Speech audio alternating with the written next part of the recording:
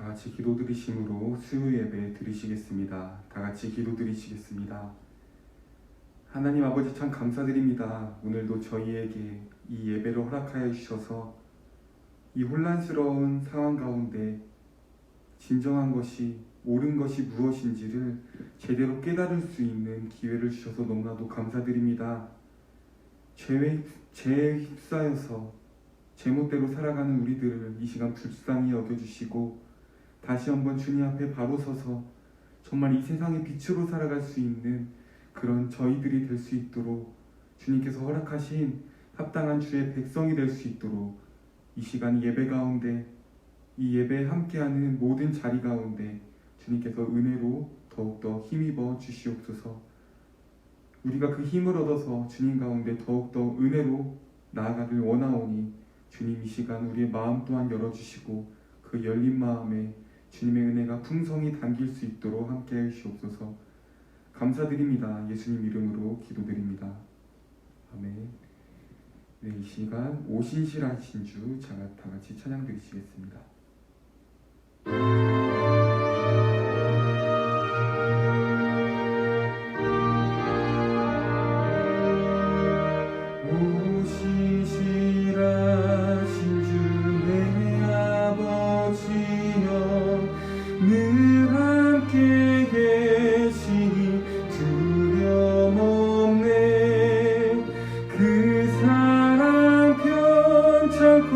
날 지키시며 어제나 오늘이 한결같네. 오신실하신 주 날마다 자비를 베푸시며 일용할 모든 것 내려주시니 오신실하신 주 나의 구주. 봄철과 또 여름 가을과 겨울 해와 달 별들도 다 주의 것. 만물이 주 영광 드러내도다. 신실한 주 사랑 나타내네.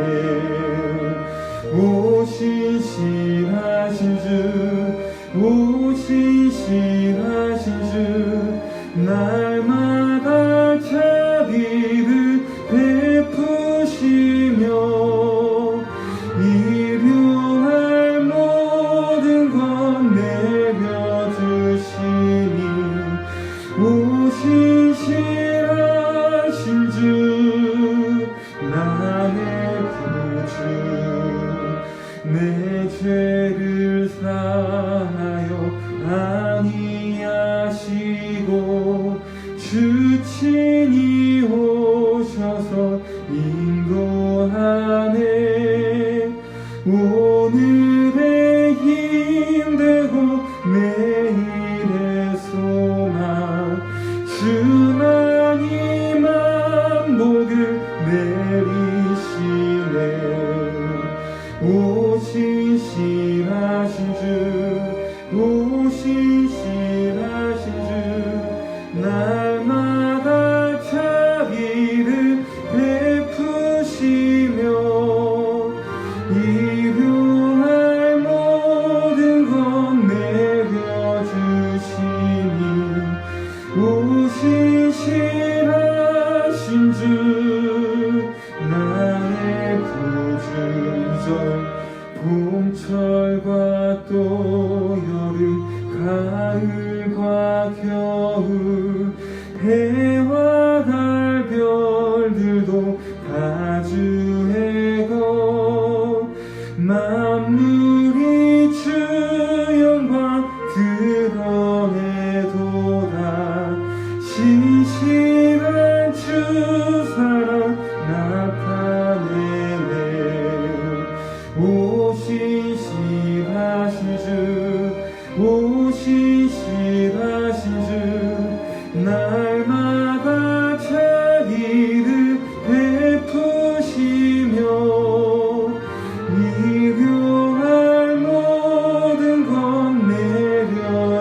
주시니 오신 신하신 주 나의 구주 내 죄를 사하여 안위하시고 주 친히 오셔서 인도하네 오늘의 힘되고 내일의 소망 주만이만 복을 내리시네 오신 신하신 주 오신 신하신 주 날마다 자비를 베푸시며 일용할 모든 것 내려주시니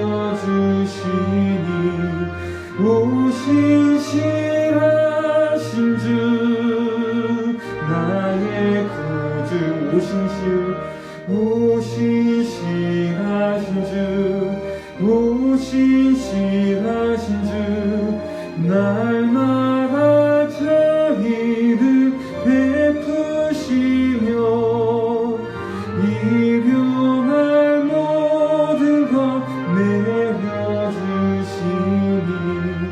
오신 신하신 주 나의 구주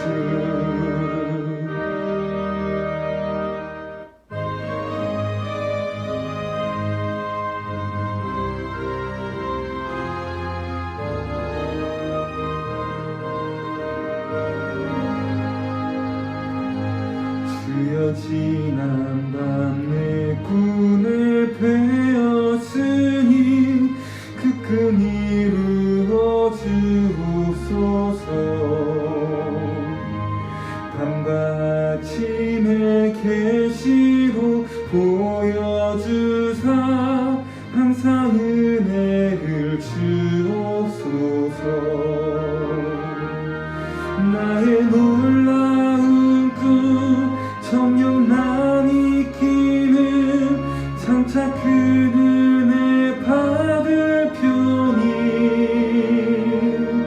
나의 놀라운 꿈 정녕 이루어져 주님 얼굴을 배우리라 마음 괴롭고 아파서 낙심될 때 내게 소망을 주셨으니 내가 영광의 주님을 바라보니 앞길 환하게 보이도다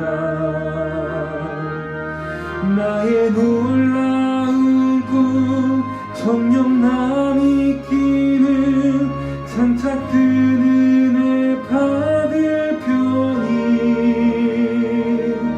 나의 놀라운 꿈 정녕 이루어져 주님 얼굴을 배우리라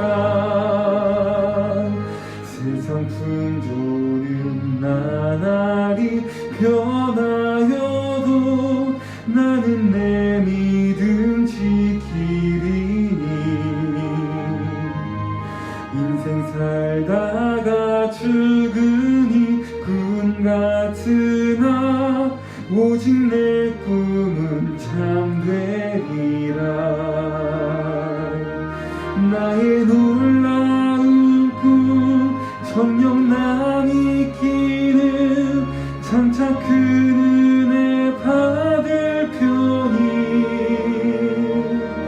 나의 놀라운 꿈 정녕 이루어져 주님 얼굴을 배우리라 2절 마음 괴롭고 아파서 낙심될 때 내게 소망을 주셨으며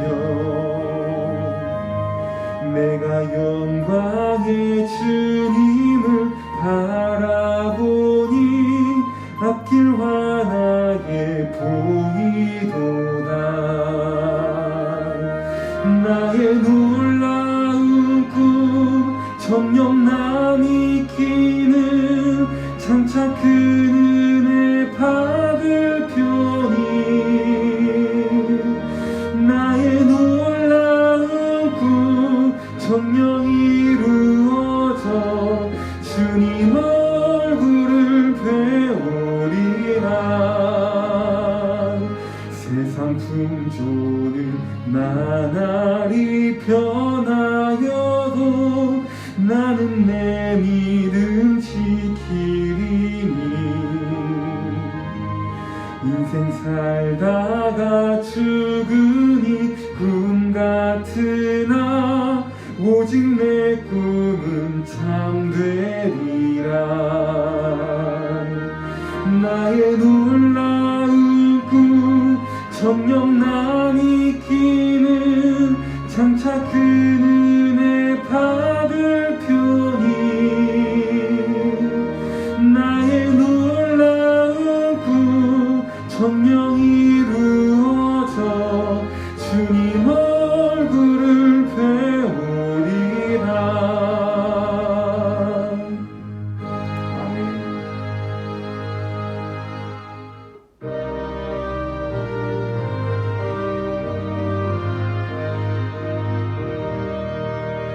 내 맘에 주여 소망 되소서. 주 없이 모든 일 헛되어라. 밤에나 낮에나 주님 생각. 잘 때나 깰 때 함께 하소서.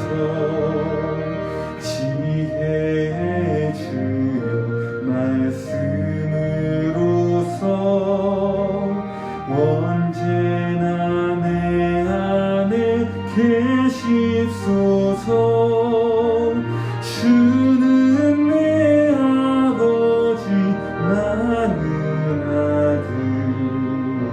주 안에 내가 늘 함께하네. 세상의 영광 나 안 보여도 언제나 주님은 나의 기억. 주님만 내 맘에 계시오니. 영원한 주님 참 귀하셔라. 영원한 주님 내 승리의 주. 하늘의 기쁨을 주옵소서. 어떠한 고난이 닥쳐와도 만유의 주여 소망. 1, 2절 한 번 더 찬양하시겠습니다. 내 맘에 주여 소망 되소서. 주 없이 모든 일 헛되어라. 밤에나 낮에나 주님 생각. 잘 때나 깰 때 함께 하소. 지혜의 주여 지혜의 주여 말씀으로써 언제나 내 안에 계십소서. 주는 내 아버지 나는 아들. 주 안에 내가 늘 함께하네. 이 시간 오늘 예배를 위해서 다 같이 기도드리시겠습니다.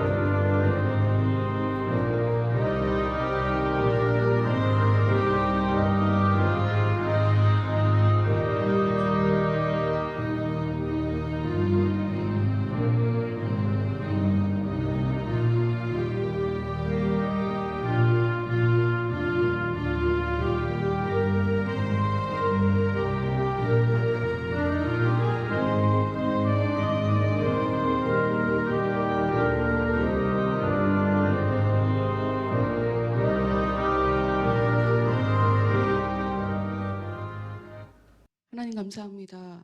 예배할 수 있는 귀한 시간 저희들에게 허락해 주심에 참으로 감사합니다. 이 시간 저희들의 마음을 하나님께 발차게 옵니다. 하나님, 저희들에게 은혜로 찾아와 주시옵소서. 저희들의 무지함을 이 시간 정복하여 주시옵소서. 하나님께 대해서 귀히 여기지 못하는 저희들의 마음을 하나님 다스려 주시옵소서.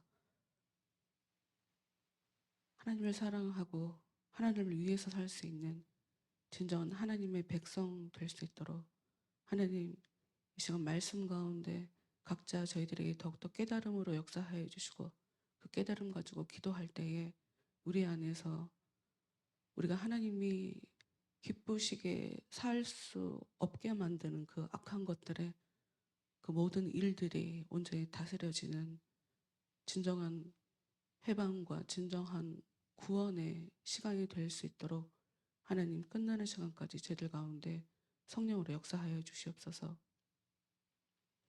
교회에 속해 있는 사람들 한 사람 한 사람 찾아가 주시고 그들의 삶에 주 예수보다 귀한 것이 없음을 그들이 한시도 잊지 않고 살아갈 수 있도록 주여 도와주시고 그들의 삶을 더 기쁘게 행복하게 평안하게 만들어 주실 유일한 분이 주님이심을 그들이 잊지 않도록 하나님 그들 가운데 역사하고 있는 미혹하는 더러운 세력들 온전히 물리쳐 주시고 그들에게 새로운 깨달음으로 이 시간 찾아가서 역사하여 주시옵소서.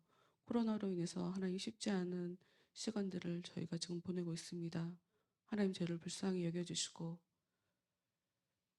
각자의 자리에서 더 깨어서 이 나라를 위해서 이 온 세계를 위해서 다 같이 기도할 수 있도록 마음을 합할 수 있도록 주여 도와주시고 그럼에도 불구하고 이 일을 통해서 하나님께서 저희들에게 각자 계시하는 바를 우리가 알 수 있도록 도와주시고 하나님의 일하심에 대해서 우리가 한켠으로 비켜나와 어떠한 이유가 있겠지 하고 하나님을 믿어드릴 수 있는 저희가 되게 하여 주시고 자칫 이 일들로 인해서 파생되는 그런 어려움 때문에 우리의 마음이 악한 것들에게 침몰당하지 아니하도록 어려워지지 아니하도록 괴로워지지 아니하도록 하나님에 대해서 오해하지 아니하도록 하나님 믿는 자들은 어떠한 순간에도 구하고 지키시고 보호하시는 그런 하나님이라는 것을 우리가 반드시 기억하고 이 힘든 상황을 잘 극복할 수 있는 저희 모두가 될 수 있도록 하나님 도와주시옵소서. 다시 한번 끝나는 시간까지 우리 지혜와 우리 가운데 명철로 더욱더 역사해 주실 하나님의 그 은혜를 기대하며 예수님 이름으로 기도합니다. 아멘. 다 같이 사도행전 15장 12절부터 18절까지 말씀 함께 보도록 하겠습니다.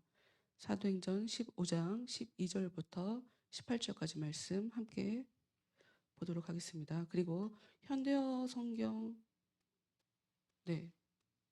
갖다 주세요. 사도행전 15장 12절부터 18절 제가 읽겠습니다. 온 무리가 가만히 있어 바나바와 바울이 하나님께서 자기들로 말미암아 이방인 중에서 행하신 표적과 기사에 관하여 말하는 것을 듣더니 말을 마침에 야고보가 대답하여 이르되 형제들아 내 말을 들으라. 하나님이 처음으로 이방인 중에서 자기 이름을 위할 백성을 취하시려고 그들을 돌보신 것을 시므온이 말하였으니 선지자들의 말씀이 이와 일치하도다. 기록된 바 이후에 내가 돌아와서 다윗의 무너진 장막을 다시 지으며 또 그 허물어진 것을 다시 지어 일으키리니 이는 그 남은 사람들과 내 이름으로 일컬음을 받는 모든 이방인들로 주를 찾게 하려 함이라 하셨으니 즉 예로부터 이것을 알게 하시는 주의 말씀이라 함과 같으니라. 아멘. 다시 한번 현대어 성경으로 읽어드리고 싶네요. 사도행전 15장 12절 말씀 12절부터 18절 말씀까지 제가 현대어 성경으로 읽어드릴게요. 이 말을 듣자 더 이상 아무도 반론을 펴지 않았다. 그리고 바나바와 바울을 통해 하나님께서 이방 사람들에게 베푸신 여러 이적에 대한 이야기를 들었다. 두 사람의 말이 끝나자 야고보가 자리에서 일어나 말하였다. 형제 여러분, 제 말씀을 들어보십시오. 조금 전 시므온은 하나님께서 처음으로 이방 사람들을 찾아가 그들 중에서 하나님의 이름을 높이 찬양하는 자들을 불러주셨던 때의 이야기를 들려주었습니다. 이방 사람들이 돌아와 믿음의 한 식구가 된 이 사실은 예언자들의 예언과도 일치합니다. 예언자 아모스의 예언에 나오는 이 구절을 들어보십시오. 그 후 내가 다시 돌아와 무너진 다윗의 도성을 다시 세우겠다. 내가 폐허가 된 그곳을 보수하고 다시 세우겠다. 그래서 남은 백성이 다 주를 찾으며 내게 복종하는 이방인들까지도 다 주를 찾을 것이다. 오래전부터 이것을 알려주신 주께서 이렇게 말씀하셨다. 아멘. 지난주에 지금 현재 예루살렘 교회에서 회의가 일어나고 있는 교회가 시끄러워졌고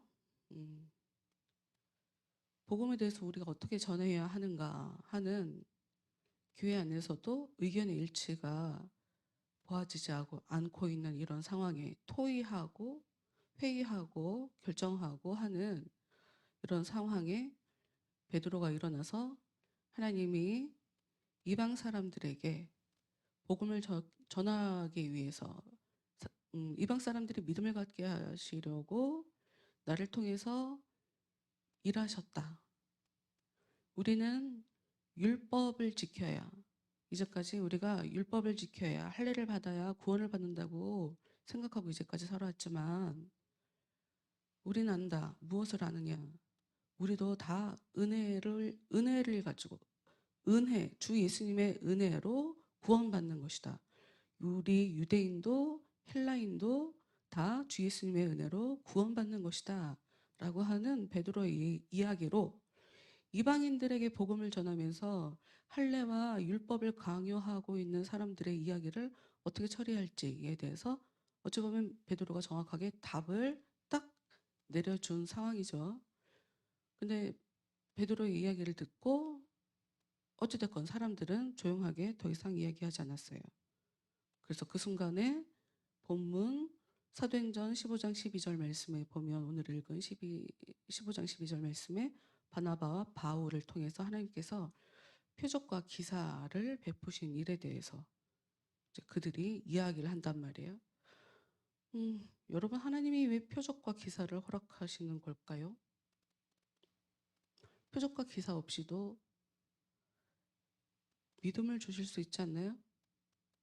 하나님이 왜 표적과 기사를 허락하시는 것일까? 우리는 지난주에 이 부분을 보면서 이 구약에서부터 지속적으로 이 표적과 기사가 나타났다라는 것에 대해서 같이 봤고요. 특히 이 종말과 관련해서 나타나는 것이 이 표적과 기사다 하는 것에 대해서 지난주에 얘기를 했어요. 구약 성경에서 가장 놀랍게, 그러니까 기적 같은 일이 많이 일어난 때가 언제냐면 엘리야와 엘리사가 나타난 사역을 할 때였어요. 그때는 언제냐? 아이러니하게도 영적 환경이 가장 안 좋을 때. 그러니까 영적 환경이 가장 안 좋을 때, 영적 상태가 가장 안 좋을 때, 영적 상태가 안 좋다는 것은 하나님이 언제든지 사람들을 죽일 수 있다는 거거든요. 언제든지 하나님이 손을 대실 수 있다는 얘기거든요. 그런 때 이적과 표적, 기사 이런 것들은 더 많이 나타나요. 예지간한 일론 하나님의 그 말씀에 대해서 귀 기울이려고 하지 않으니까 좀 놀라는 쇼킹한 일이 일어나야 하나님이 진짜 살아계시나 봐 이렇게 생각하게 되니까 영적 환경이 정말 안 좋을 때 나타나는 것이 표적과 기사예요. 다시 한번 표적과 기사는 언제 나타나나? 종말과 관련돼서 종말 앞에 나타나는 것이 표적과 기사죠. 조금 다른 말로 종말. 좀 다른 말로 묘사하자면 무서운 일이 나타날 것이다 라고 예언해주는 그런 기능을 하는 것이 표적과 기사죠. 정말 다 망해버리는 거죠. 지난주에 우리가 어디를 봤냐면 모세가 나오는 출애굽을 봤고요. 엘리 제사장 이야기를 사무엘상에서 봤고 또 같은 사무엘상에서 요나단 이야기를 통해서 표적에 대해서 봤어요. 제일 처음에 나타났던 모세, 그러니까 출애굽 때 이제 출애굽기에 나타나는 애굽에서 빠져나오게 하는 이스라엘 백성들을 애굽하도록 이제 지도자로 모세를 하나님께서 세우시는 그 과정을 보면 무엇이 표적이었나? 분명히 나무에 불이 붙었으나 타지는 않는다. 약간 환상 같은 그런 느낌이죠. 환상 같은 그런 느낌이에요. 그게 바로 표적이었어요. 모세에게. 그리고 모세에게 약속해 주신 것은 내가 그 일을 할 거다. 내가 너를 통해 일을 할 거다. 내 계획대로 사람들은 이렇게 하게 될 거다 하는 그런 예언적인 기능이 있죠. 그것에 하여튼 확실한 그 표시로 이렇게 환상처럼 표적이 나타나요. 그리고 엘리 제사장에게는 어떤 표적이 나타났냐? 엘리 제사장이 자식들 교육 제대로 못 시켜서 혼을 제대로 내야 되는데 대충 혼내면서 본인도 수치스러워지고 자식도 아주 그 죄 짓는 수위가 너무 높아지고 그래서 하나님이 이제 더 이상 되돌릴 기회를 안 주시고 그 가문 자체를 일찍 요절하게 되는 저주가 임하게 된다는 증거로 너희 두 아들이 죽게 될 것이다 라고 하면서 아들들의 죽음이 하나님이 그 집안에 저주를 내리셨다는 표적이 되는 거죠. 표적. 그리고 또 요나단 같은 경우에는 전쟁 때 과연 이 전쟁에서 내가 이길 수 있을까 없을까 잘 모르죠. 근데 우리가 자주 여러분 항상 말씀드리지만 성경의 전쟁은 하나님한테 속한 거예요. 그러니까 즉 내가 하는 이 전쟁에 하나님께서 함께 하실지 안 하실지 그걸 잘 모른단 말이죠. 요나단이. 그래서 그 표적을 구하는데 어떻게 나타나나 내가 하는 말이 아니라 하나님을 전혀 믿지 않는 저 상대방, 망하게 되는 저 적이 어떤 말을 하게 되느냐. 이게 바로 하나님이 나와 함께 할 것이다 라고 하는 표적이 되죠. 굉장히 다양하게 나타나요. 굉장히 다양하게. 다시 말씀드리지만 이 종말이라는 것은 이 표적이라고 하는 것은 종말과 관계돼서 나타나는데 지금 요 세 가지 언급에서만 봐도 애굽이 사실 종말이 될 것에 대한 표적이었고 집안이 종말을 맞이하는 것의 표적이었고 전쟁이 종말, 좀 다른 표현으로 우리가 전쟁은 보통 종말이라고 안 하고 종식이라고 보통 표현하잖아요. 그러니까 전쟁이 종식되는 표적이 각각 나타난 거예요. 그러니까 이 세 가지가 지금 나라가 망해버리는 거, 집안이 망해버리는 거, 전쟁이 더 이상 전쟁하지 않게 되는 거, 이 굉장히 다 다른 사안에 각각 똑같이 종말이라는 것으로 적용을 해서 이야기를 하고 있는 거예요. 이렇게 말씀을 드려도 우리는 종말이라고 하면 이 지구적인 종말 이것만 생각하고 또 여기 표적이라고 얘기를 하면 이 교회를 또 오래 다니시는 분들이 병 고치는 기적, 표적 또 이것만 또 생각을 하시는 경우가 되게 많죠. 다시 얘기하지만 이 표적, 사인, 마크, 표시 뭐 이런 뜻으로 이 표적이라는 것을 한 가지 종류만 있는 게 아니에요. 환상으로도 나타나고 사람이 죽는 그 어떤 현상으로 나타나고 내가 어떻게 할 수 없는 적의 그 어떤 말을 통해서도 표시라는 것이 나타나는 거예요. 표적이라는 것이 나타나는 거죠. 어찌됐건 이 표적이라는 것은 계시적 차원에서 나타나요. 예언적 차원에서 하나님이 알려주시는 거예요. 내가 어떤 일을 할 거다라고 하는 차원에 나타나는 것이 바로 표적이라는 거예요. 그러니까 바울과 바나바를 통해서 표적들이 많이 나타났다. 이들을 통해서 하나님이 일하실 것이다. 또 다른 말로 이들의 이야기를 듣지 않으면 너희들이 종말을 맞게 될 거다라고 하는 그런 표적이 바울과 바나바를 통해 나타났다는 것을 사실 지금 성경이 얘기를 하고 있는 거예요. 근데 여기서 재미있는 거, 제가 좀 그거를 하나, 지금도 잠깐 이제 그 부분을 얘기를 했지만, 지금 모세가 출애굽을 하는 그 당시에 모세가 하나님이 백성들의 리더로 세워서 백성들을 출애굽시킬 거다라고 하는 그 사인, 그 증거로 애굽이 종말을 맞게 될 거다. 좀 더 구체적으로 얘기하면 너희들이 애굽에 종살이하는 것을 종말을 맞게 될 거다라고 하는 표시를 모세한테 주신 거잖아요. 그리고 또 그에 따른 또 큰 표시들이 있었죠. 또 큰 표적 무엇이냐? 모세가 환상을 본 건 모세만 봤죠. 그런데 모세를 통해서 하나님께 어떤 일을 또 벌이셨냐? 애굽의 10가지 재앙. 이것은 애굽 사람들에게도 지금 하나님이 역사하고 계신다라고 하는 표시가 되고, 이스라엘 백성, 지금 종살이를 하고 있는 이스라엘 백성들에게도 지금 하나님이 역사하고 계신다라고 하는 표시가 되는 거죠. 아까 말씀드렸지만 이 표시가 왜 중요하냐? 표시가 나타난다는 것은 네가 지금 이것을 가지고 제대로 깨달아야 돼. 이거를 제대로 깨닫지 않으면 너도 망해라는 의미가 그 표시 안에 담겨져 있다는 걸 우리가 절대로 간과해서는 안 되는 거예요. 와, 놀랍다. 와, 신기한 일이다. 이러고 그냥 넘어갈 일이 아니에요. 절대로. 그런 의미로 표적을 하나님께서 주시는 게 아니에요.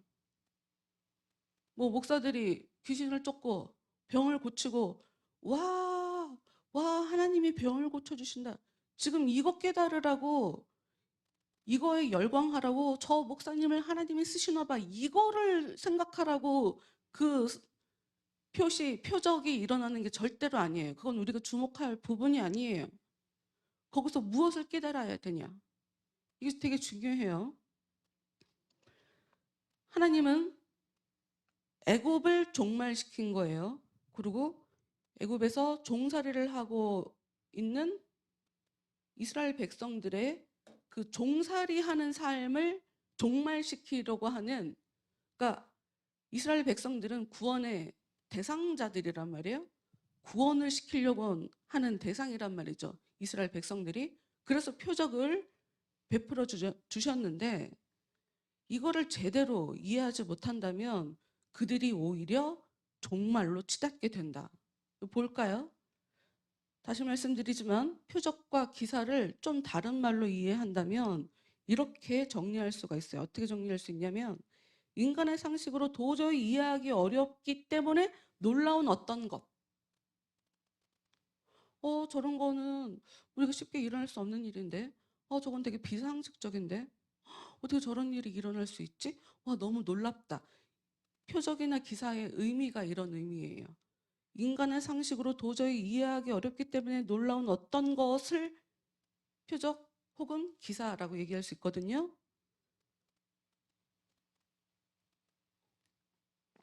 오늘 우리가 읽은 사도행전 15장 12절 말씀에 보면 바울과 바나바를 통해 이방 사람들에게 이적을 베풀었다. 표적을 베풀었다. 기사를 베풀었다. 이게 무슨 뜻이냐? 복음을 받아들이게 하는 수단으로서 표적을, 기사를 베풀어 주신 거죠.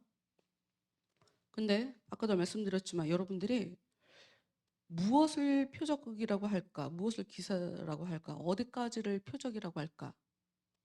여러분, 우리가 같은 단어로 얘기하고 있지만 우리의 머릿속에서 개념 정리하고 있는 게 사실 다 달라요.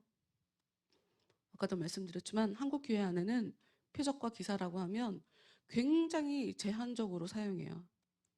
굉장히 제한적으로. 표적과 기사라고 할 때 와, 놀라운 일이 일어나야 돼. 그러니까 최소한 병은 고쳐야 돼. 귀신은 쫓아줘야 돼. 그걸 표적과 기사라고만 아주 제한적으로 생각한단 말이에요. 근데 여러분 이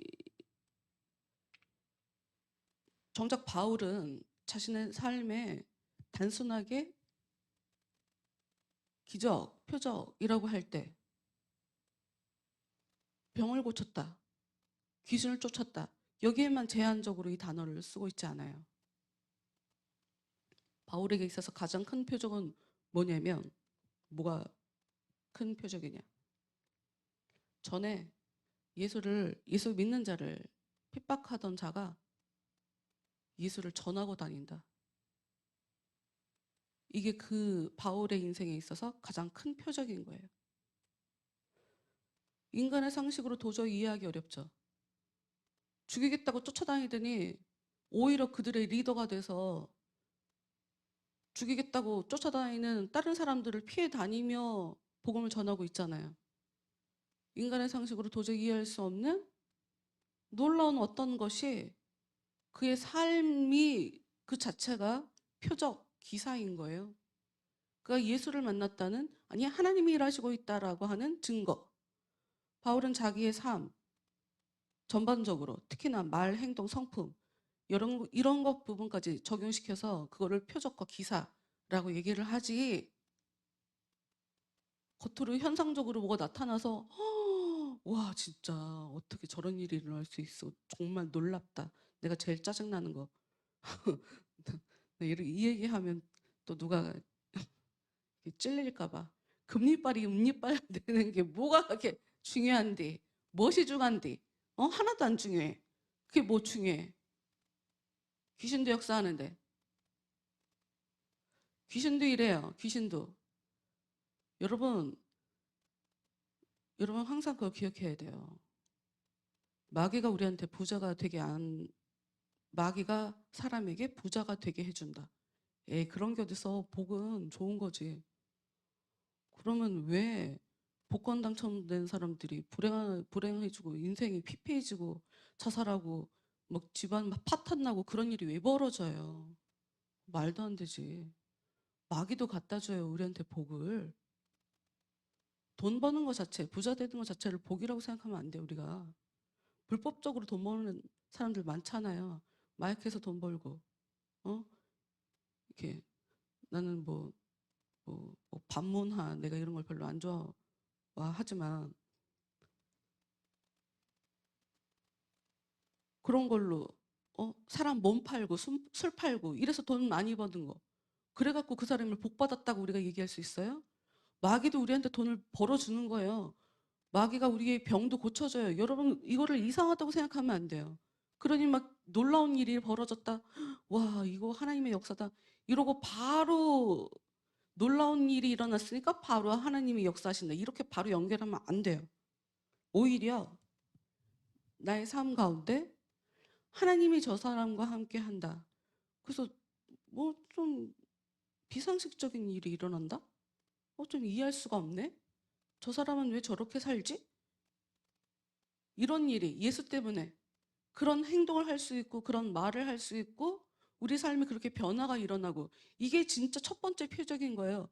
그래서 예수님이 요한복음에서 물이 변해서 포도주가 되게 하신 그 장면 보면 첫 번째 표적이라고 얘기하는데, 거긴 사실 좀 중의적인 의미가 있지만 정말 변하게 되는 거, 물이 포도주로 변했다, 이거 사실 말도 안 되는 일이 벌어진 거잖아요. 그게 완전히 다른 존재로 변하게 되는 거, 이게 진정한 표적인 거란 말이에요. 그러니 여러분 혹시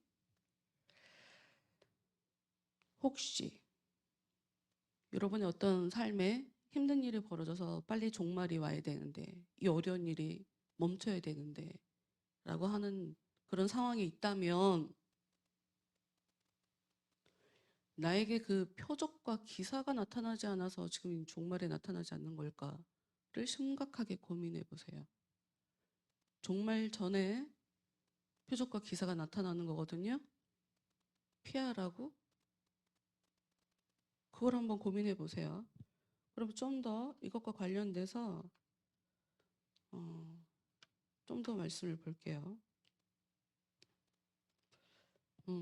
우리 본문 말씀, 사도행전 말씀을 볼게요.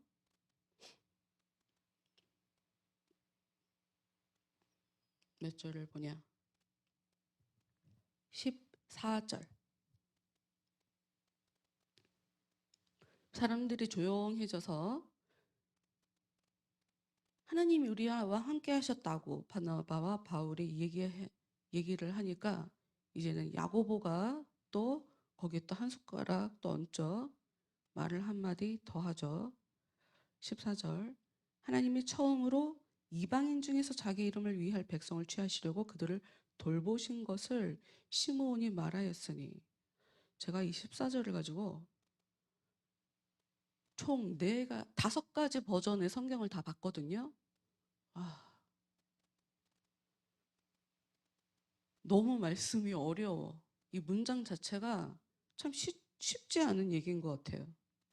그래서 그냥 헬라어 원문으로 어떻게 되어 있는지를 한번 읽어드릴게요. 제가 볼 때 이 현대어 성경도 약간 현대어 성경이 원문에 가깝게 의역을 해서 잘 표현을 해준 부분이 있거든요. 개역개정보다는. 근데 개정에 너무 넘어갔다라고 하는 그런 부분들이 있어요. 오히려 헬라어 원문에 어떻게 써 있는지를 여러분이 들으면 더 이해가 빠를 것 같아요. 헬라어 원문에는 이렇게 써 있는 거예요. 시므온이 설명했다. 처음과 같이 하나님께서 그의 이름의 백성을 이방인들에게서부터 취하려고 돌보셨다. 그 뒤에까지 보지 마요. 앞에만 봐. 오늘 뭘 보고 싶으냐면, 지금 여기서 나타나는 시므온, 야고보가 얘기하는 이 시므온은 이 베드로의 이름이에요. 베드로가 얘기했다. 처음부터 하나님께서 어떻게 일하셨는지 그걸 얘기하는 거고, 베드로가 얘기했다. 어떻게 얘기했냐? 베드로가, 더군다나 여기는 베드로가 정말 잘 설명했다 하는 그런 의미예요. 정말 베드로가 머릿속에 그림이 그려질 만큼 잘 설명했다라는 그런 뜻이에요. 원문을 보면. 어떻게 설명을 했냐? 하나님이 처음부터 사람들에게 어떻게 대해 주셨는지. 그러면 하나님이 어떻게 대해 주셨는지 중요한 거. 성경 말씀을 보면 사도행전 15장 14절. 하나님이 하나님의 사람들을 어떻게 대해 주셨는지에 대해서 가장 중요한 단어가 무엇이냐? 일단 돌보신다라는 뜻이죠. 하나님이 하나님의 백성들을 어떻게 처음부터 돌보셨는지 시몬이 참 잘 얘기했다. 이런 뜻이거든요. 그러니까 우리는 하나님 우리를 돌보신다라는 것을 다시 한번 짚고 넘어가야 돼요. 근데 여기서 중요한 게 있어요. 일단 이거 마무리하고, 여러분 하나님을 믿는 사람들은 반드시 기억해야 될 게 있어요. 하나님이 나를 돌보신다. 하나님은 나를 돌보신다 하는 것에 대해서 믿음을 가지고 있어야 돼요. 믿음을 가지고 있어야 그 사람에게 돌봐주세요. 이게 굉장히 중요해요. 믿음을 가져야 돌봐주세요. 이것과 관련돼서. 근데 하나님이 그저 그냥 구해주시려고 하는 게 목적이 아니에요. 구해주시기 위해서 돌봐주시는 게 아니에요. 이스라엘 백성들에게 출애굽하는 게 그저 단순하게 애굽에서 종살이하고 있는 것이 불쌍해서 자유롭게 살려고 출애굽을 시켜줬다고 그런다고 그러면 이건 우리는 성경을 잘못 이해하는 거예요. 하나님은 목적을 갖고 이스라엘 백성들을 종살이에서 해방시켜 주셨어요. 어떤 목적을 갖고 있었냐? 하나님을 예배하게 하려는 목적을 가지고 있었어요. 하나님은 자신의 백성을 만들어내기 위해서 종살이하고 있던 사람들을 끌어낸 거예요. 그러니 나를 예배하지 않는 애들은 죽일 수밖에 없는 거예요. 처음부터 종살이에서 끄집어낸 목적이 나를 예배하려고 한 건데 나를 제대로 예배하지 않으니까 당연히 의미가 없죠. 하나님은 쓸데없는 일 한 거지. 그러니 광야에서 하나님을 제대로 예배하지 않는 사람들을 다 죽여버린 거예요. 그러면 같은 맥락이에요. 지금 사도행전 15장 14절의 말씀을 잘 보면 하나님이 처음으로 이방인 중에서 자기 이름을 위할 백성을 취하시려고, 이게 오늘의 가장 중요한 포인트죠. 무슨 말씀이냐? 하나님이 사람들을 돌보신다. 여기서 돌보신다라고 하는 얘기는 그냥 돌봐주신다라는 의미만 있지 않아요. 주목해서 본다, 지켜보신다, 이런 의미를 갖고 있어요. 왜 지켜보시냐? 사람들을 골라내려고. 여기서는 우리가 갖고 있는 성경에는 취하시려고 라고 써 있어요. 골라내려고. 어떤 사람을 골라낼까? 하나님이 자기의 이름을 위할 백성을, 하나님이 사람들을 골라낼 때 하나님이 사람들을 돌보시는 이유는 하나예요. 그 사람이 하나님 이름을 위해 살게 만들려고.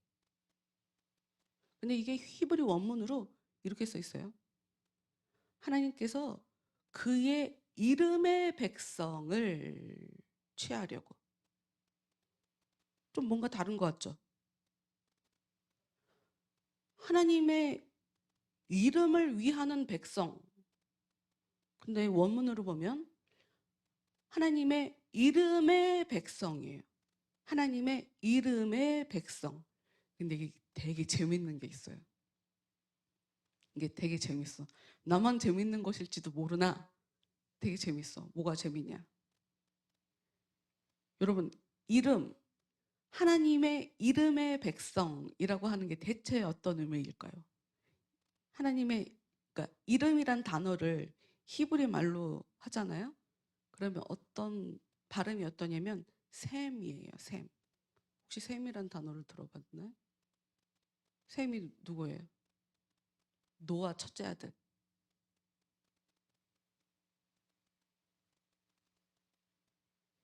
하나님의 이름의 백성이라고 얘기하는 것과 셈의 백성 똑같은 말이죠, 지금. 구약 성경을 보면, 예수님을 보면 그 조상이 셈이에요. 근데 이게 너무 재밌는 게 하나님의 백성을 취하려고 라고 하는 이 말을 그냥 히브리 말로 보면 셈의 백성을 취하려고 하는 말이랑 똑같죠. 조금 다르게 얘기해 볼까요? 셈의 후손에 아브라함이 나타나게 돼요. 그러니까 셈은 아브라함의 조상이죠. 성경이 영적으로 이스라엘 백성이어야, 영적으로 아브라함의 후손이어야 그게 진짜 아브라함의 후손이고 하나님의 백성이다 하고 얘기하는 게 있어요. 성경에 밑도 끝도 없이 그냥 단어만 나올 때 그건 당연히 기준이 하나님의 기준이에요. 이게 무슨 뜻이냐? 뭐 그의 영 안에서라고 만약에 성경에 나왔다 그러면 성령 안에서예요. 영이라고 써져 있지만 성령 안에서를 얘기해요. 성령 안에서. 뭐 이름 안에서라고 하면 아무 이름이나 얘기하는 게 아니라 하나님의 이름 안에서, 이런 식으로 하나님과 관계없는, 하나님이랑 관계된 것은 그냥 앞에 하나님 빼고 이름 빼고 그냥 그 단어 하나로만 묘사를 하는데, 하여튼 뭐 오늘 그거 얘기하고 싶은 게 아니니까, 이름의 백성, 그러니까 셈의 백성이란 말이 이 바울이 얘기하는 영적 이스라엘, 그러니까 이방인도 영적으로 이스라엘의 후손이다라고 얘기하는 말하고 이게 똑같은 말인 거예요. 하여튼 이 부분을 좀 더 설명을 해드릴게요. 이거는 익숙하지 않아서 이해하기가 좀 어려울 거예요. 요 이름, 이름이 대체 무슨 의미이길래 하나님이 그의 이름의 백성을 취하시려고 사람을 돌봐주시는 걸까? 그걸 우리가 이해를 해야 되겠죠. 이거를 이해하기 위해선 요한복음 17장으로 갑시다. 요한복음 17장 6절. 요한복음 17장 6절에 어떤 말씀이 나오냐면, 이게 이름이라는 것이 나와요. 봅시다. 세상 중에서 내게 주신 사람들에게 내가 아버지의 이름을 나타내었나이다. 예수님이 보면 하나님이 선택하신 사람들에게, 좀 다른 말로 써 있죠. 하나님이 예수님에게 주신 사람들에게 하나님의 이름을 나타냈대요. 아까 이름이 계시랑 관계가 있다고 얘기했죠. 이름이 계시랑 관계가 있다고 했어요. 이 나타난다라는 것이 계시죠. 모르고 있는 것을 알게 되는 거니까 이게 계시예요. 즉 예수님은 예수님의 사람들, 다른 말로 예수님은 하나님이 예수님에게 맡겨주신 하나님의 백성들, 하나님의 사람들에게 무엇을 알려주냐? 하나님의 이름을 알려줘요. 그러면 이제 11절 말씀을 가봅시다. 11절. 나는 세상에 더 있지 아니하오나 그들은 세상에 있사옵고 나는 아버지께로 가옵나니 거룩하신 아버지여 내게 주신 아버지의 이름으로 그들을 보존하사 우리와 같이 그들도 하나가 되게 하옵소서. 예수님이 지금 6절에서 예수님은 하나님의 백성을 예수님한테 맡겨주셨는데, 예수님한테 주셨는데 그들에게 예수님이 무엇을 주셨냐? 아버지의 이름을 보여준 거예요. 알려준 거예요. 나타내준 거예요. 근데 그 이름을 왜 알려줬냐? 11절 말씀이 하죠. 얘기하고 있죠. 하나님의 이름이 사람들을 보존하기 때문이에요.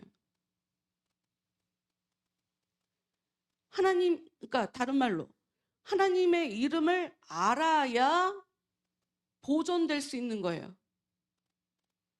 또 하나님의 이름을 알면 하나가 돼요. 예수님이랑 하나가 되고 하나님이랑 하나가 되고 믿는 사람들끼리 하나가 돼요. 일단 이름이 정확하게 뭔지는 모르겠지만 그 어떤 힘을 가지고 있구나 하는 건 알겠죠. 왜? 이름을 알면 보호를 받는다고 얘기를 하니까.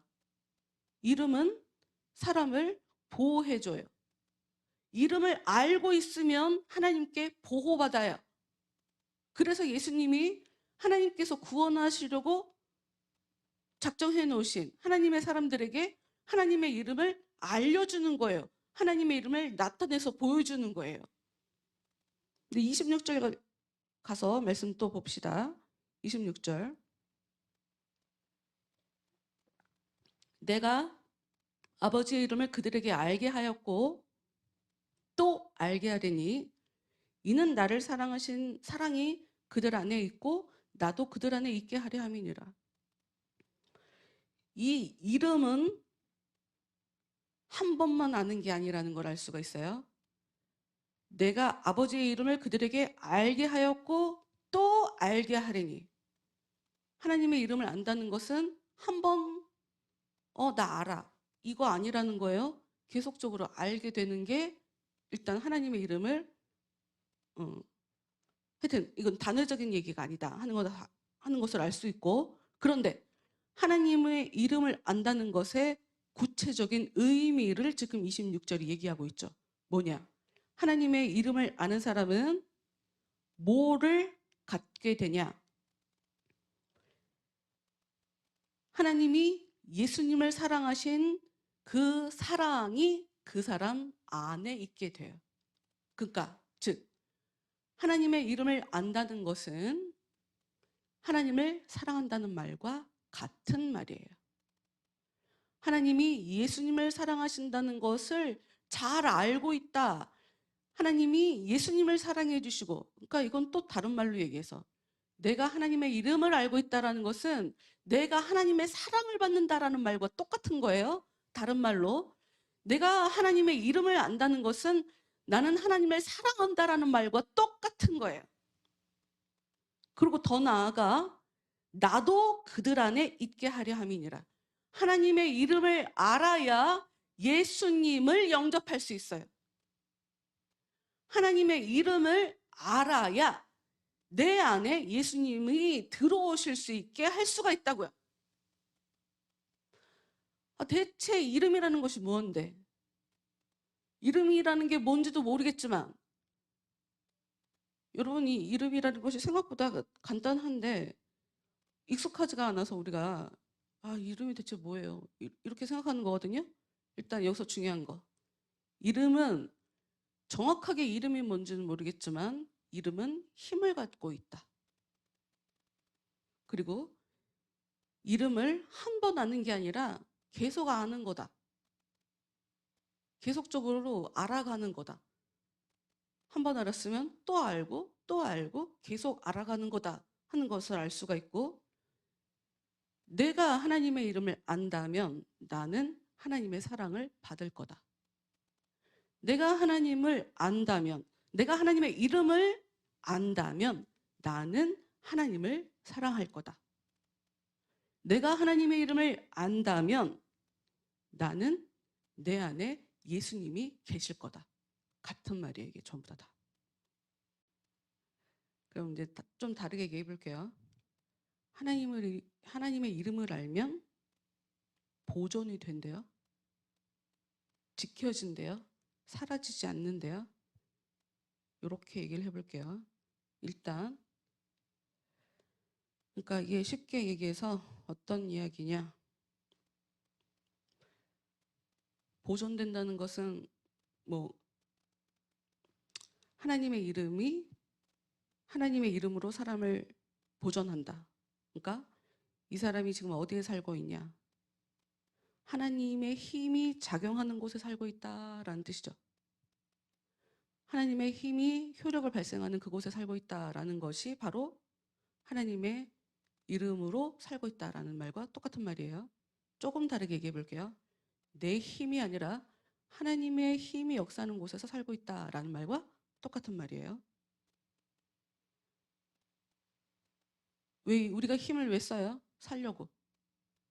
뭔가 더 얻으려고. 힘이 없는 건 죽은 사람이죠.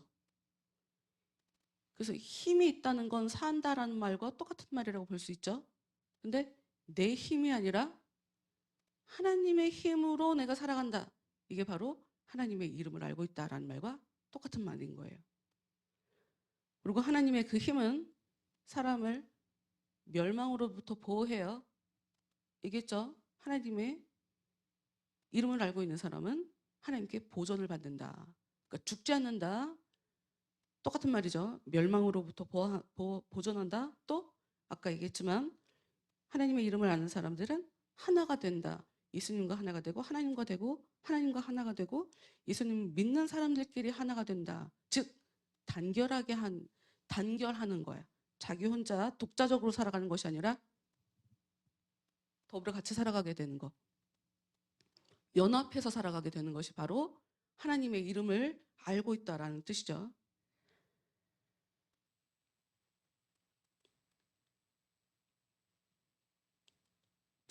우리 요한복음 10장 말씀을 한번 봅시다. 조금 더 쉽게 가볼게요. 요한복음 10장 22절.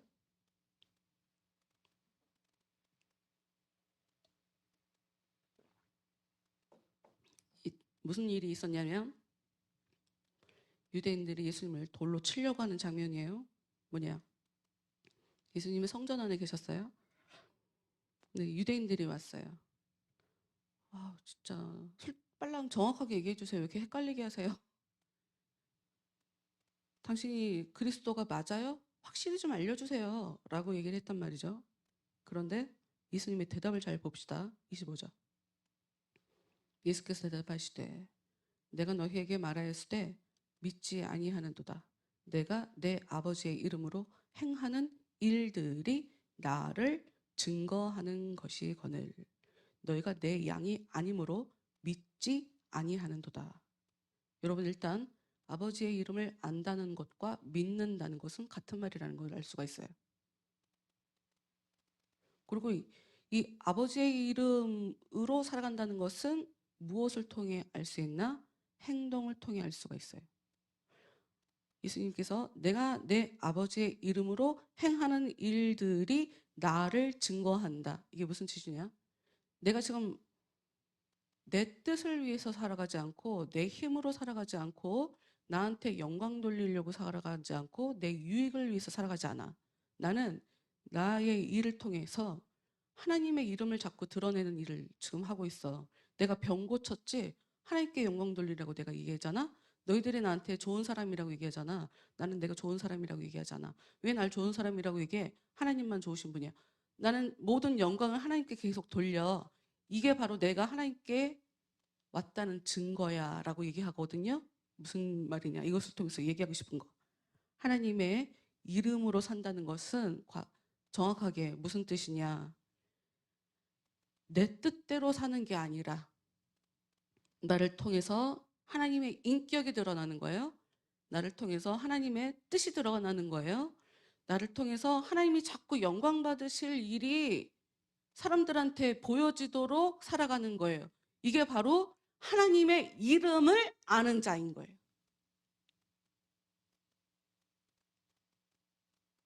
하나님의 이름을 아는 자.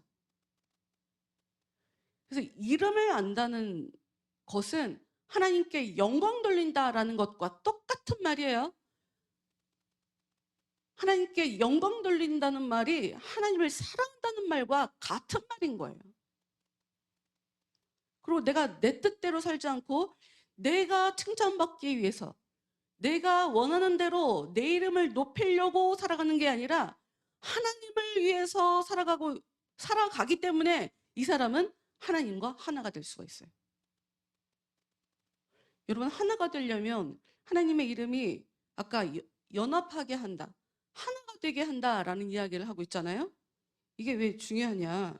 이 마가복음 말씀에 보면 이런 말씀 있죠. 주의 이름으로 귀신을 내쫓는 장면이 마가복음 9장 38절에 나오거든요. 이게 무슨 뜻이냐? 아까 하나님의 이름으로 산다는 것이 나를 통해 하나님의 인격과 하나님의 뜻이 드러나도록 일하는 것이 하나님의 이름을 아는 것이라고 얘기했잖아요.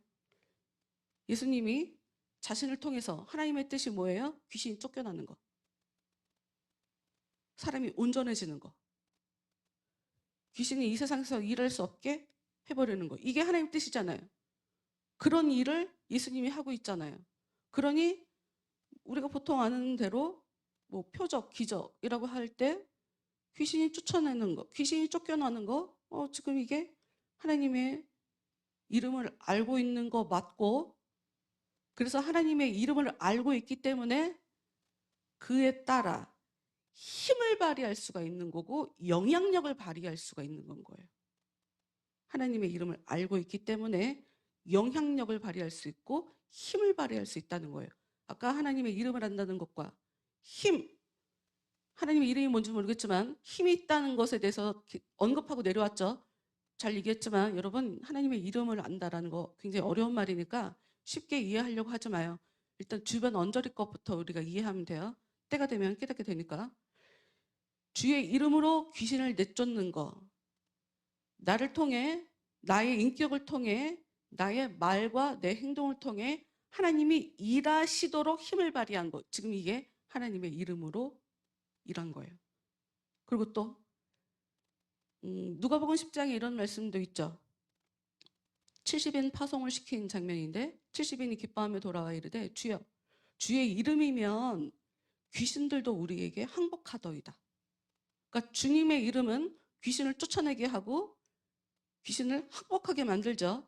근데 여기서 중요한 거, 고린도전서 6장을 좀 보려고 해요. 뭐 이런 은사적인 것은 그러니까 나한테 귀신 쫓을 수 있는 능력이 없는 거니까 나는 하나님의 이름을 모르는 건가?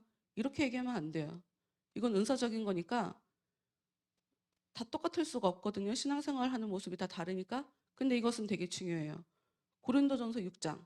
이것을 좀 보고 이제 기도합시다. 이거 현대어 성경으로 읽을게요. 이 현대어 성경이 훨씬 더 이해하기가 편해요. 고린도전서 6장에는 어떤 일이 나오냐면 6장 7절 볼 건데 지금 6장 7절까지 6장 1절부터 6절까지 어떤 일이 나오냐면 야, 니네 교회에서 싸울 때 니네끼리 어떻게든 이겨먹으려고 교회에서 이 시끄러운 거 해결 못하고 꼭 법정으로까지 가서 일을 크게 만들더라 하는 그런 이야기가 나온 거예요. 6장 1절부터 6절까지 라고 하면서 7절에 이제 이렇게 시작해요. 고린도전서 6장 7절에 도대체 이렇게 서로 고소하는 것 자체가 그리스도인인 여러분에게는 이미 패배인 줄을 왜 모릅니까? 이게 무슨 얘기냐? 서로 고소한다는 것은 지고는 못 살아 나는 이길 거야. 나는 반드시 이겨내고 말 거야. 이런 의미거든요. 그렇게 절대로 질 수 없고 꼭 이겨야 되겠다고 교회가 교회 안에서만 시끄럽지 이게 공개적으로 바깥으로 나가버리면 어머 교회가 싸워. 교회가 시끄러워. 너네 이미 지금 진 거야. 지금 그 얘기를 하고 있는 거예요. 너네들은 이미 진 거야. 그러면서 이 현대 성경이 참 재밌게 써 있어요. 억울한 일을 당하거든 그대로 달게 받아들이십시오. 억울한 일 생기면 그냥 받아들여. 차라리 남에게 속는 편이 주께 영광을 돌리는 일이 될 것입니다. 이게 무슨 얘기냐? 그냥 내가 손해보겠다고. 교회 문제 바깥으로 드러내봤자 크게 문제 삼아봤자 서로 덕이 안 되니까 그냥 내가 희생하겠다고, 내가 손해보겠다고, 내가 양보보겠다고. 그게 지금 하나님께 영광 돌리는 거야. 그게 주님께 영광 돌리는 거야. 근데 8절 그런데 이제는 여러분 스스로 나쁜 짓을 일삼고 다른 사람들을 속여 빼앗습니다. 심지어 교우들에게까지 그렇게 하고 있습니다. 이런 짓을 하는 자들은 하나님 나라를 차지하지 못한다는 것을 여러분은 모르십니까? 스스로 어리석은 자가 되지 마십시오. 부도덕한 생활을 하는 자나 우상 숭배자나 간음하는 자나 여자를 탐하거나 동성끼리 성관계를 하는 자는 하나님 나라를 차지할 수 없습니다. 도둑이나 탐욕을 부리는 자나 술주정꾼이나 남을 비방하는 자나 여태까지 남을 비방하는 거 이전까지 쫙 여러분에게 읽어드렸을 때 나는 저게 걸리는 거 없네 이렇게 얘기할 수 있겠어요? 남 흉만 안 보는 사람이 어디 있어요 우리가? 남을 비방하는 자나 강도도 마찬가지입니다. 여러분 중에도 그런 과거를 가진 사람이 있었습니다. 그러나 지금은 주 예수 그리스도와 하나님의 성령으로 죄가 씻겨지고 거룩해져 하나님께서 의롭다고 인정하는 사람이 되었습니다. 이게 무슨 말이냐? 여러분 하나님의 이름을 안다면 무엇이 가능하냐? 희생과 양보가 가능해요. 특히나 11절에 주 예수 그리스도와 하나님의 성령으로 죄가 씻겨지고 거룩해졌다라고 지금 얘기하고 있잖아요. 아까 이름을 안다는 것, 그러니까 우리가 쉽게 이야기하는 은혜 받는 거하고 하나님의 이름을 안다는 거하고는 똑같은 말인 거예요. 이게 한 개도 어렵지 않아. 우리가 지금 본 이 현대어 성경에는 이 이름이란 글자가 안 써 있지만 개역개정에는 이름이 써 있어요. 너희 중에 이와 같은 자들이 있더니 주 예수 그리스도의 이름과 우리의 하나님의 성령 안에서 씻음과 거룩함과 의롭다 하심을 받았느니라. 그러니까 즉 하나님의 이름을 안다는 것은 은혜를 받는다는 것과 똑같은 거예요. 성령을 받는 것과 똑같은 거예요.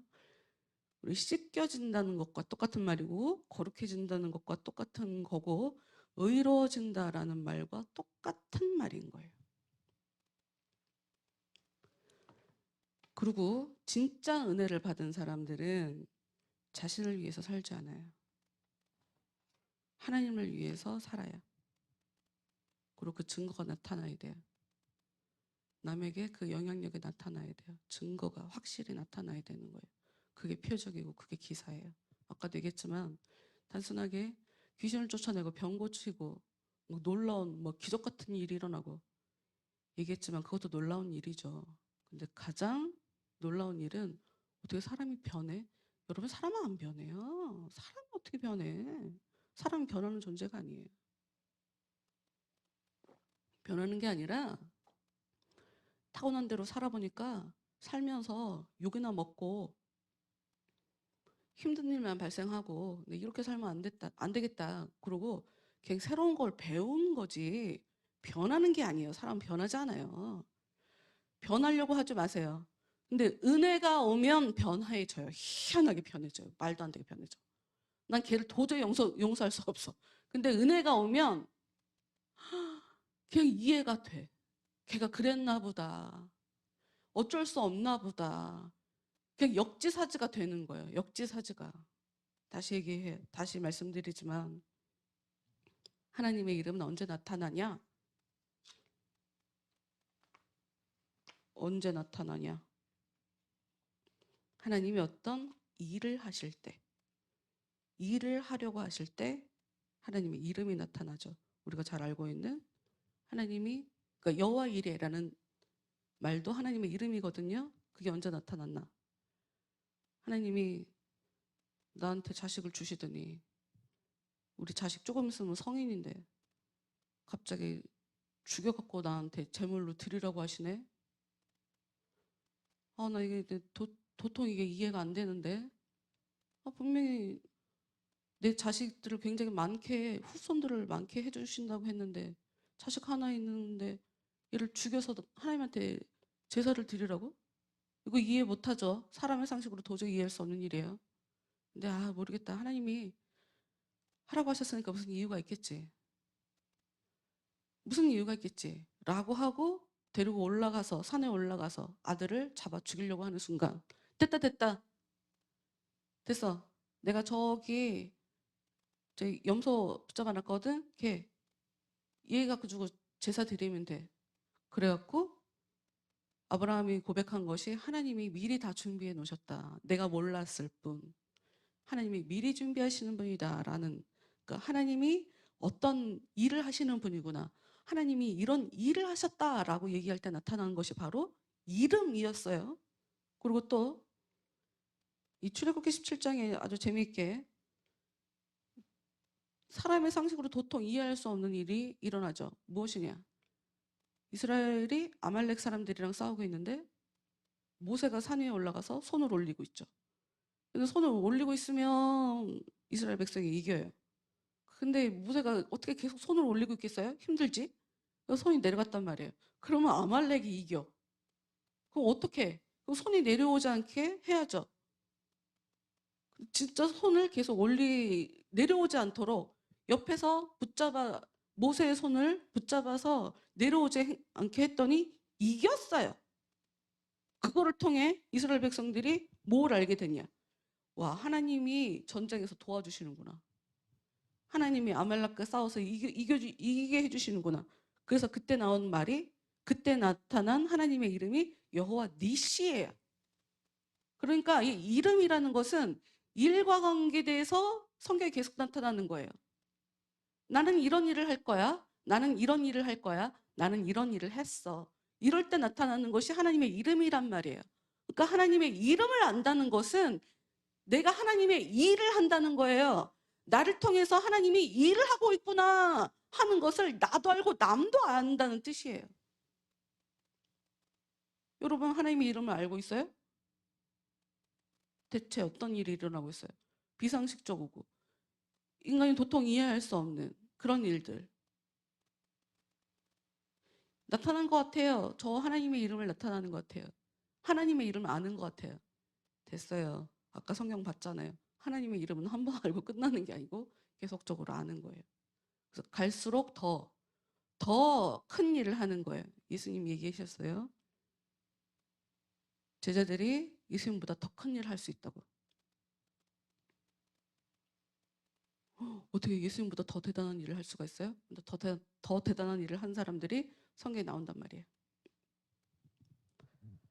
더 대단하다라고 하는 그 의미가 우리가 정확하게 몰라서 그럼 우리도 예수님처럼 굉장히 대단한 기적을 베풀고 무리를 걸어가야 된다는 얘기인가? 그런 얘기를 하는 게 아니에요. 하나님의 이름을 안다는 것은 굉장히 중요해요. 그리고 하나님의 이름을 아는 사람은 표적과 기사가 나타나요. 인간의 상식으로 도통 이해할 수 없는 일이 나타나요. 그리고 하나님이 그런 저 애를 통해서 내 이름을 나타낼 수 있는 사람, 그러니 내 앞에서 완전히 구부리고 자기 뜻을 굽히는 그 사람을 하나님이 선택해 주시겠죠. 그런 사람에게 은혜를 주시겠죠. 그런 사람을 돌봐주시겠죠. 이 시간에 하나님의 이름을 더 알려달라고 우리 그렇게 기도합시다. 그리고 나를 통해 제가 내 이름을 위해서 사는 게 아니라